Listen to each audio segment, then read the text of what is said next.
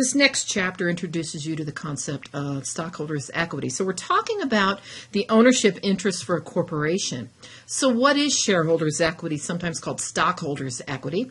It's what remains after all creditors' claims have been subtracted from total assets. So another term you may hear is net assets is the same thing as equity. And actually not-for-profits and government talk about net assets, but that represents their equity. So what is shareholders' equity? There are two main categories. There's contributed capital, which is paid-in capital or owner's contributions, and then there's internally generated capital, and that's going to be retained earnings and other accumulated earnings, which are studied in a more advanced class. So paid-in capital, that consists of capital stock. It can be preferred stock, can be common stock, and you can also hear common stock dividends distributable, which will be looked at a little later in a different video when we look at dividends. And then the other main category is additional paid-in capital. This is just different accounts within the broad category of contributed capital or paid-in capital. And it gets a little difficult at this point in the curriculum just because of the naming can be a little confusing. Just keep in mind there are two broad categories, contributed capital and earned capital. So when we talk about capital stock and some other accounts called additional paid-in capital excess of par, those are accounts within the broad category of contributed capital or paid-in capital.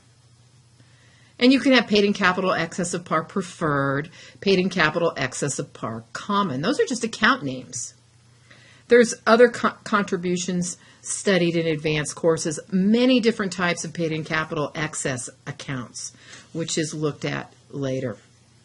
Now that other broad category, accumulated earnings. So you have contributed capital and you have earned capital. Well, the accumulated earnings accumulate in retained earnings. You're no longer going to see a capital account as you did with sole proprietorships and partnerships. Because corporations are so large, we need more accounts to track things better. And it is a permanent account, so you'll have a beginning balance. Net income will increase retained earnings. So for a corporation, income closes to retained earnings as opposed to an owner's capital account. Net loss will decrease retained earnings, and any owner distributions, a dividend can be thought of very similar to an owner's withdrawal, except the owner can't call up and say, hey, I want a dividend. It has to be declared by the corporation's board of directors. But the accounting concept of how it decreases equity, just like a withdrawal decreases equity, distributing dividends to your shareholders also decreases equity or retained earnings. Now, there's also a concept of stock repurchases. A corporation can rebuy its stock, and that is known as treasury stock. It's viewed as a temporary reduction of shareholders' equity to be reversed in the future as market price fluctuations allow. And these are often for strategic decisions. Another broad concept that will be discussed more in depth in a later accounting class, but it is introduced in a fundamental accounting principles course. So at this level, when you think of stock repurchases, you're thinking of treasury stock. It is authorized, but is no longer issued and outstanding, and that's important terminology.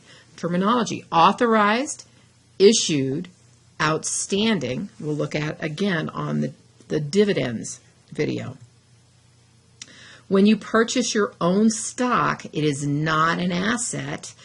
It's not like investing in another company. It's not a long-term investment. You've issued stock and now you simply buy it back. So it's a reduction of equity and your ownership rights stop, specifically no voting rights, and no dividends are paid to the treasury stock because you're not going to pay yourself dividends.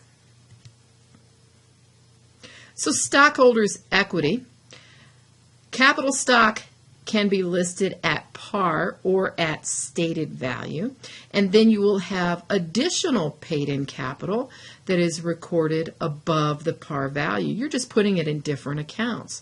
So let's say your par value is $1 and you sell a share of stock for $5, then $1 goes into the capital stock account because it's always recorded at par, and the remaining $4 go in another account called additional paid-in capital, excess of par. Another stockholders' equity account is called retained earnings. That is your accumulated earnings. And you also may see another account named accumulated other comprehensive income. This is just shown here because you may see the name, but that is studied in a later, more advanced accounting class.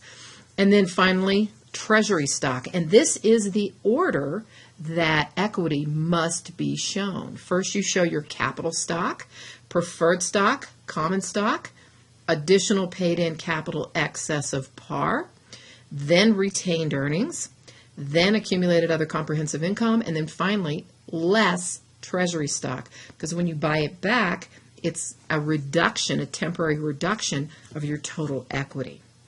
Just remember this order, and that gives you total stockholders' equity.